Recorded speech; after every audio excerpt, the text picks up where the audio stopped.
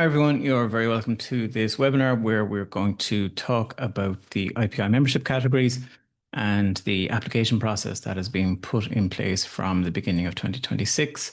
We'll be recording this and the recording will go on the IPI website and on our YouTube channel.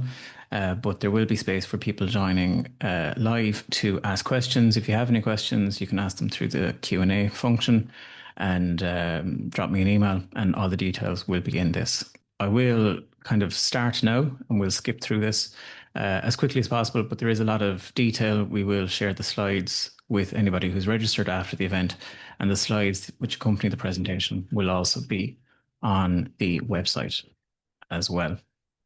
So, as I said, I'm Sean O'Leary. I'm Senior Planner, which is the Senior Professional Officer with the Irish Planning Institute. The other person that you will probably hear the most from or deal with will be Shelley Boylan as well, who is our Administration Manager, and she'll take you through the application process, and you'll be hearing from her about invoicing and the kind of practicalities of membership. Just a few slides about us very briefly. You're here, you know who we are. But we were founded in 1975, so we're 51, and we're an all-island body representing planners. We've got members across the island of Ireland and also overseas planners, people who studied in Ireland, Irish planners who studied overseas, Irish planners who studied here and are working abroad.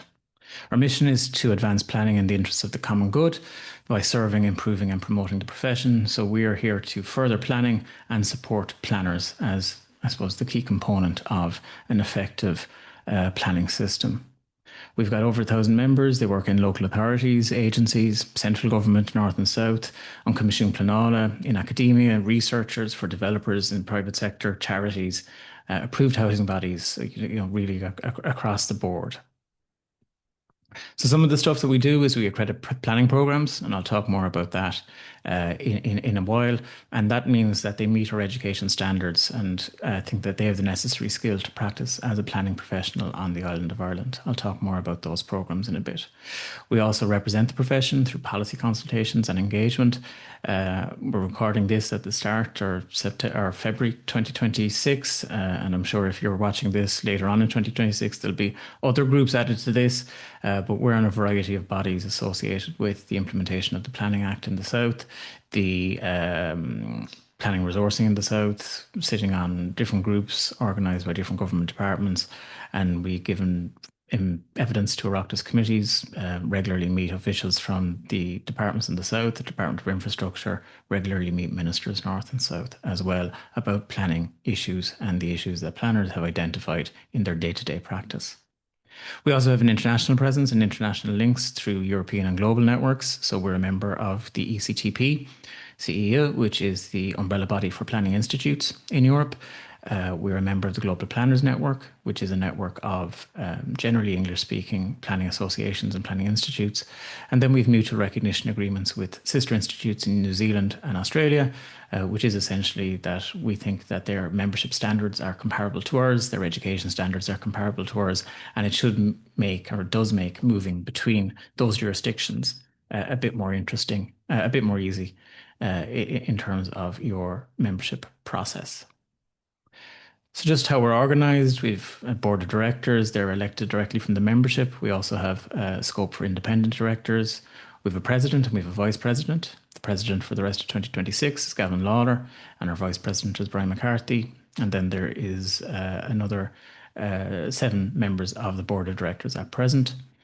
They're supported by a number of executive committees. I won't go into them in detail, but the one that you'll hear the most about is the membership committee. That's the committee which assesses your applications for membership and makes a recommendation to the board. So the board is the body who decides on membership applications, and in our constitution and bylaws, they are the ones who can decide who we let in and also who gets removed from the membership. There's a number of branches and working groups as well. I won't go into those in detail, but they're listed on our webpage, and happy to talk more about their work offline or anything else. And then they're supported by staff and contractors. As I said, Shelley and myself are the 2 that you will probably hear from the most. In terms of the benefits of membership and why you would be a member, or why you would want to continue your membership, or why you're looking to maybe move up or change your membership category, There's networking opportunities, opportunities to learn and share and collaborate, peer learning opportunities. There's a commitment to CPD, so members are required to complete CPD, but also we offer CPD to a variety of, but we also offer CPD to members, which is typically free. So the CPD webinars that we offer are typically free. We offer at least nine, if not more, of those a year. They are charged for non-members. Then we have conferences about law and other issues, which are charged. We also have in-person and online events organized by our branches, and again, they're typically very low cost or actually free. And then there's exclusive content, things like access to a section of the website which has publications and some guidance notes. You get exclusive early access to our Planners podcast. And then also, as I said, those member only events and other CPD opportunities. You get regular communications from us through our newsletter, and that covers a variety of things like legislative and policy changes internationally and nationally. And then also professional membership recognizes your professional qualifications and also shows that you adhere to a code of conduct and ethics. And when you apply for membership and as you complete the membership application process, you will be required to confirm that you will abide to that code of conduct and code of ethics, which is available on our website. And look, there's several benefits. Again, as we said, you're required to do CPD for most categories of member every year. You will have to show that you are completing CPD. That's very good for you. It's also very good for your employer. It fosters confidence, knowledge, and skills, and it supports motivation and productivity. And there's multiple benefits for the employer as well. It shows if you're going to court, for example, that you've got knowledge and competence. It increases employees' knowledge and ensures that it's current, whether it's legislative changes, statutory guidelines, SPPSs, case law, whatever else. And also it ensures that planning staff keep up to date with their skills as the work of planners changes. So again, recognizing your qualifications and experience lets you stay current through CPD and guidance. It allows you to use the post nominals, which I didn't mention. So if you're a full registered member, it's MIPI. If you're a fellow member, it's FIPI. And then you can connect, learn, and collaborate with planning professionals. And you can also shape the profession and you can shape the work of planners and you can shape planning policy, planning legislation through submissions and our policy and research work.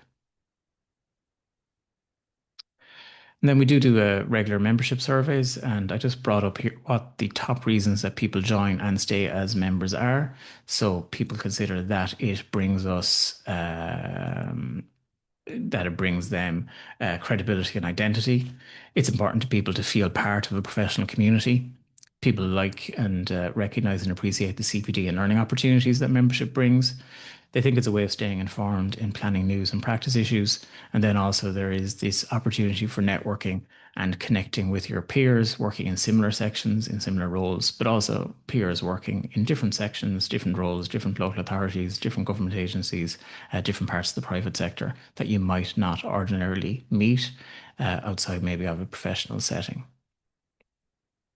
And multiple ways to get involved. As I said, you can contribute to our policy consultations. We make submissions on various things, join those branches and committees, serve on our board. You can stand for election to our board. You can contribute to Planall. The last edition of Planall, our journal, was published in December and is available on the website as well. And you can also enter our award schemes. So we run biannual planning awards, and then also we have student awards for student and recent graduate members annually as well. And there is a prize fund for that.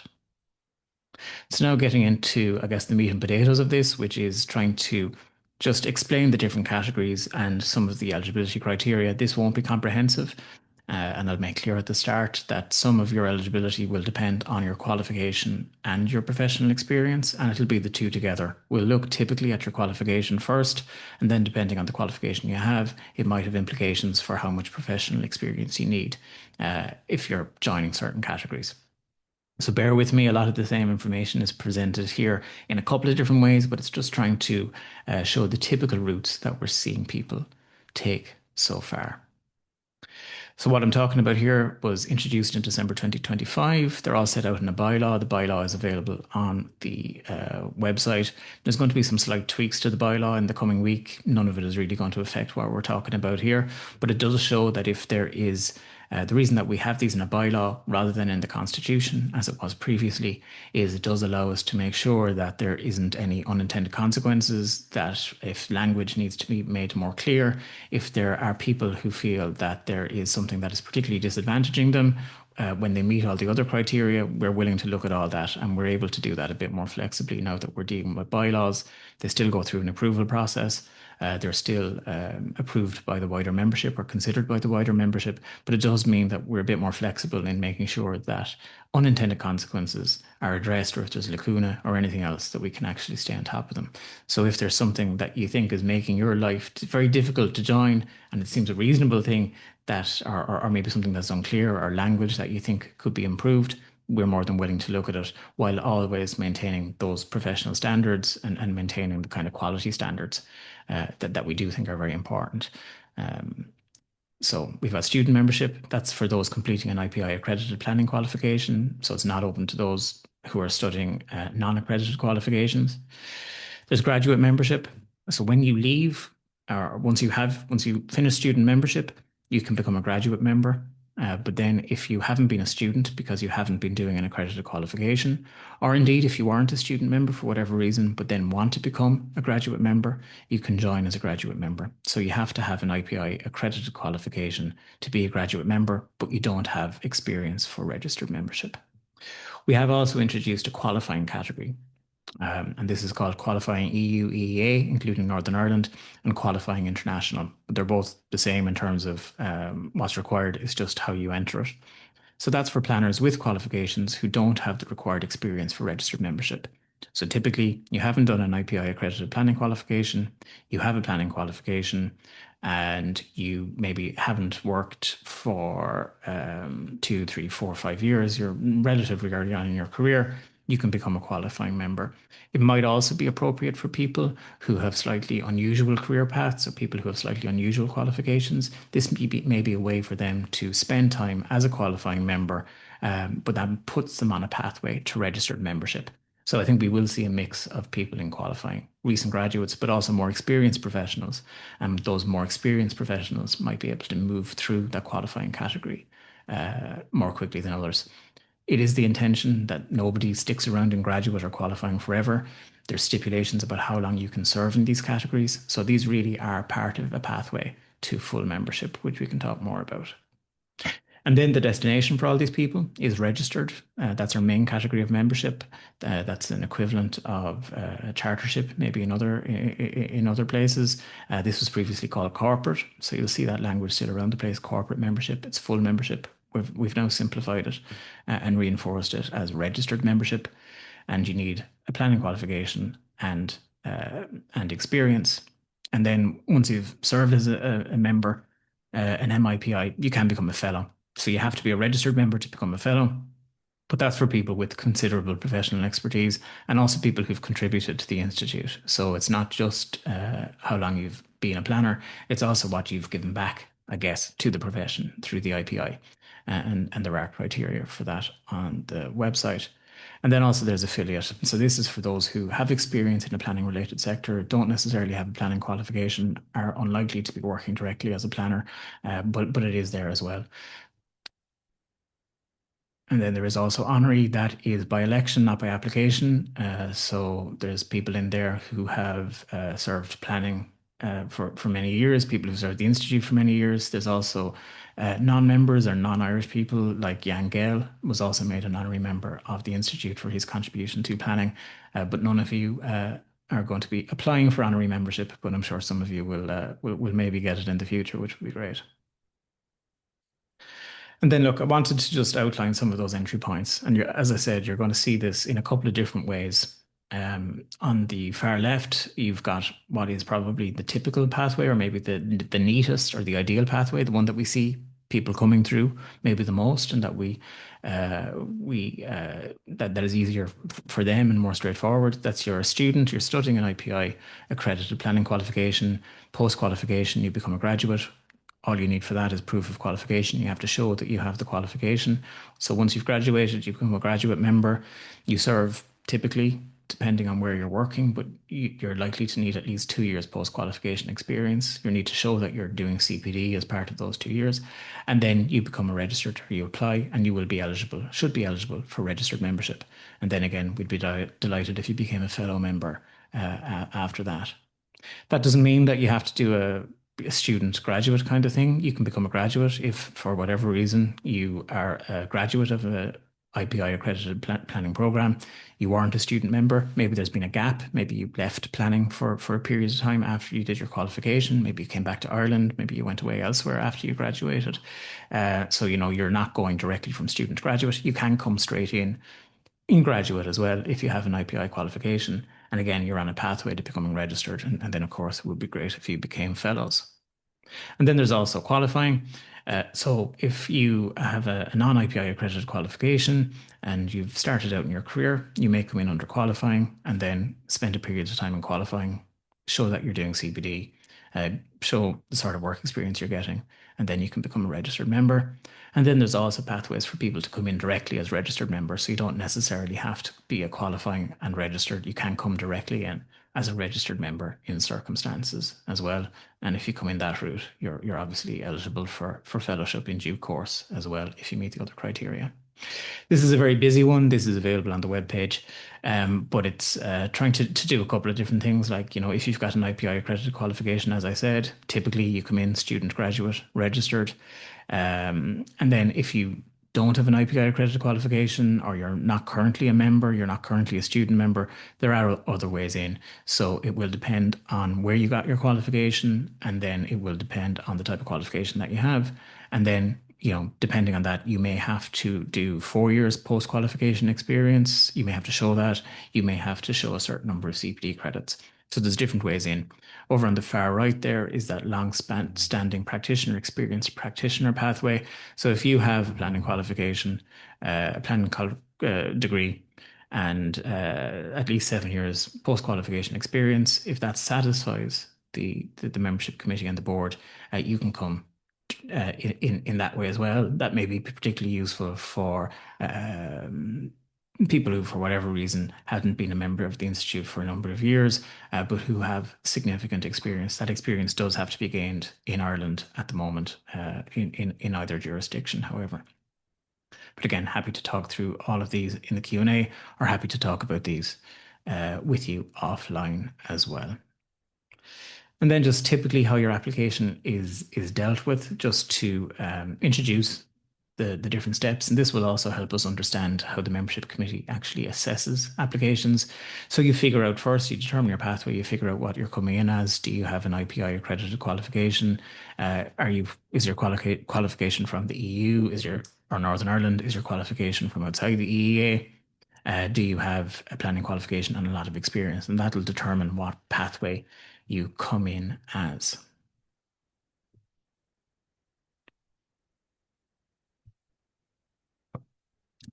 You will need to have proof of that qualification, but you'll also need to give us proof of your post-qualification experience. And that could be 2 years, that could be 4 years. If you're coming in as a long-standing practitioner, it'll be a little bit more than that. And we can talk more about what experience we are looking for and how that is measured as well in due course. So then, as part of your application, you will have to do CPD. So all registered members are required to do 20 credits of CPD per year of their membership, and there's a system of random audits to ensure that members are doing their CPD every year. But again, if you're a graduate member, you don't just, sit for 2 years as a graduate member doing your work. You also have to show that you are doing CPD. This doesn't have to necessarily be CPD that we organise. This can be a variety of CPD, and there's guidance again on the website about what we consider relevant CPD. But we do want to see people, even though they've got a planning qualification and they are working, we do want to see that they are keeping up to date with developments and doing that self-improvement piece as well through CPD. Depending on the qualification that you have and whether you're a graduate or a qualifying member, you may have to do more CPD or show that you're doing more CPD. I will make clear that this isn't post acceptance to qualifying CPD. So it is possible for you, if you've been doing regular CPD, it is possible for you to come in as a qualifying member, spend a period of time as a qualifying member, and then become or then apply for registered membership. So the way that it is written is that, if you have a strong record of doing CPD for the last 3, 4 years, you don't necessarily have to spend you don't have to do another 3 or 4 years in qualifying membership. You can use some of the CPD time that you've done before you became a qualifying member to support your application to go from qualifying to registered, if that makes sense. So a lot of the CPD doesn't have to be kind of in the category that you're in. I will just say something which does regularly come up. When it comes to experience, we are only able to look at post-qualification experience. So your experience has to be post-qualification, but the CPD that you're doing doesn't necessarily have to be post-acceptance to the category. We can chat more about that as well. Some people will have to show some other things. They might have gaps, they might have very identified things. We also have scope to have partially recognized qualifications, and that might specify certain things that we need you to demonstrate as part of your application. That's not a typical thing. That is quite individual planner based and individual course based. So we will talk to you more about that and support you through that if that is applicable. So you submit your application, you submit it online, you upload the documents that you need. We will come back to you if we're missing a document. We will give you every opportunity that we can within reason to make sure that you have a complete application. Once your application is complete, it goes to the membership committee. The membership committee looks at your experience, your qualification, the CPD that you've done. And then there's other ways in under EU directives and things like that. You can do a test of professional competence if you feel that there isn't another route in. And then the committee makes a recommendation to the board, and the board is the one that award that MIPI designation. So there's a couple of different steps to it, but a lot of the work beforehand is gathering your documents, and then really it goes to the committee. And I'll talk more about all those in a bit. Just very briefly, a note on the accredited programs. If you're doing an accredited program, you'll be familiar with this. So we accredit the BSc and the MSc in TU Dublin at the moment. The University College Dublin is a bit different. So we don't currently accredit as of February 2026. We don't accredit the 1-year MRUP. But we did up until it ceased accredit people with the 2-year MRUP. So if you have that 2-year MRUP qualification, it will be treated as an accredited qualification. We then also accredited, there's a 3+1 program in UCD that we fully accredited as well. And again, as of February 2026, we don't accredit the 4-year undergrad, which replaced that 3+1.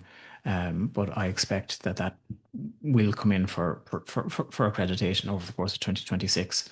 There isn't graduates from that program yet, so that isn't going to affect anybody in the kind of immediate term. And then in UCC, we accredit the 2-year M-Plan. That's what we accredit, but we've plenty of members who don't have IPI accredited qualifications. They've got other planning qualifications. So it is, again, a mix of your qualifications and your experience. This is a very unexhaustive list, but here are some of the qualifications that people hold that we have in. So it's people with qualifications from Queen's. For a period of time, we did accredit qualifications in Queen's. So you might be treated as somebody with an accredited qualification, depending when you graduated.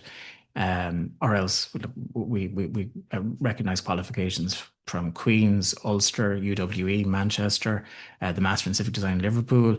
But this is just some of them. There's universities around the world, South Africa, Asia, across Europe, where we have members form.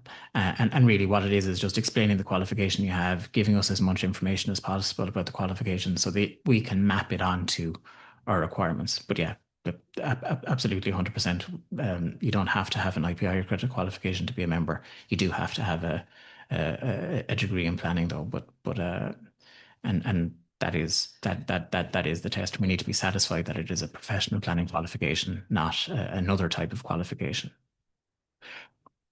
So if you are one of those people without an IPI qualification, you will need proof that you graduated. Everybody needs to give us that. Give us as much detail as possible about the modules, the transcript, what we've done so that we can see the sort of planning content that's in it. Ideally as well for non-Irish qualifications, we'd get a NARIC comparability statement for you. So that maps it onto the QQI system that we operate under, so we can see whether it's a level 8 or a level 9 degree, which you do have to have. They're free. The link is there, but you can download a comparability statement, and it's just useful for us to see how it maps on, because not every country has BScs, or BScs might mean different things in different countries. There's kind of HDiPs, diplomas, all these things might mean slightly different, and we need to map them onto the Irish qualifications. So if you give us that, and also any details of domestic accreditations, if your qualification is accredited in the US by PIA or whatever like that, give us as much information as possible, and that'll help us assess it. And then the process, and I did kind of talk about this, so I can skip through this fairly quickly, and this is the last section, is you choose your category. There is an application fee. For some people, that isn't going to be applicable to everybody. So if you're a student member, you're already a member, you're looking to become another member, you don't have to pay the application fee. If you're accepted, the application fee comes off your membership subscription. And that we don't intend this to be a barrier to people joining, but it is a way to make sure that the process is, I guess, covered, because it is very in depth, and also it does ensure that people actually come out the other end and take up membership when they are approved. So if you have any issues with the fee, let me know. But that doesn't apply to many categories of people, but it will apply to some. You pay that online. You need to provide details of your experience. We give guidance on that, and I'll talk about that in a second. You need to, in some cases, give details of your CPD. Again, I'll point you to where that guidance is in a second. As I said, they go to the membership committee meeting. The membership committee meets on a regular basis. They make a recommendation to the board, and those dates are available on the website to give you an idea of, if you get your application in by a certain date, when is it likely to be considered. The typical processing time for applications is more or less 6 weeks. It will depend on what we get. That's kind of 6 weeks for a complete application. So if we need to go back to you for further information before it goes to the committee, or if the committee requests further information from you, that will obviously be longer. But we are able to turn around applications where we have all the information in 6 weeks, and in some cases less, depending on kind of meeting dates and things like that. And they're all assessed on their individual merits. It will depend on your qualifications and your experience. And a question that does come up is, some people maybe having slightly different experiences of joining with similar qualifications. That is down. It could be down to modules that they selected. It's more than likely down to the work experience that they have done, the type of experience that they've done, and also how clearly, quite frankly, they've made their application, and how easy they've made it for us to look at this experience thing. So you will need to give a statement of experience. Look, we see these in a variety of different forms. It can be the form of a kind of an annotated CV, but you need to talk about your personal involvement in projects. You need to talk about specific planning tasks. And then we have 8 core competences, which are available on the website. And you need to kind of show that you are doing the typical work of a planner and relate it back to what we think a planner needs to know and the experience they need to have. There is guidance on the website about this. There's also a requirement for proposers and seconders for some categories. If you've difficulty, this is an IPI member. If you've difficulty finding an IPI member, contact us or give us work references. Again, it's really to make sure that we can attest that you are working as a planner and you are who you say you are. But again, there's ways to address this if this is a big barrier to you joining. And a lot of this guidance about, what professional experience is, how we consider it, how you should report it, is available on the webpage. And then when it comes to that CPD thing, so, you will need to show CPD if you're applying for full membership in most categories. There's a template on the website. So it's, when you did it, the sort of learning activity that you did, supporting evidence like certificates or bookings or whatever. And there is a log template which can be downloaded on the website. And again, this is to be related to our core competences. I'm happy to talk more about those offline. This is what the template looks like. It's not intended to be onerous, but it is intended to show a commitment to professional development. So I've talked about education guidelines. They're online. There is an FAQ section, which is quite comprehensive. So do keep an eye on the FAQ section. Anything coming out of today that we think is worth adding, we'll add it to that as well. And that is kept up to date. So do look at the FAQ section first. And I mentioned our code of conduct. You're bound by that. You're bound by our constitution. You're bound by our bylaws if you become a member. And they're all available online. And then just finally, like I've talked about a lot of the web pages that we have, but just to orientate you again through that, uh, on the left-hand side, that's where you can find out more about the different categories and also start the application process. The fees are set out and who pays and how we invoice and things like that are also available on the website as well. There's more information about that code of conduct, the education guidelines, CPD, and also some of our DEI statements, sustainability principles, and things like that that you will be signing up to as a member. There's that FAQ section that I mentioned. And then also there's quite an extensive section on overseas planners coming to Ireland. Planner is on the critical skills list in the Republic of Ireland. And that is and there is information there about how to become a member if you're overseas, information about the visa process and interaction with different other administrative processes and things like that. So do check that out as well. We're very happy to help you to identify the right category. We're very happy to try and make sure that you can gather everything that you need as part of your application. But when you are contacting us, it's very handy if you let us know the qualification that you have, when you got it, where you got it from.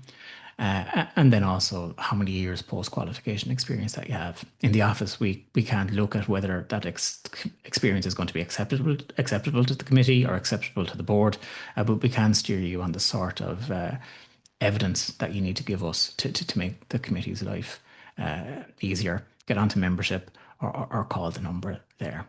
So that's it. I'm going to stop the recording. We're at 1:30, and but happy to stay online to deal with any questions that people have, but they won't be recorded. But the recording will be available online shortly.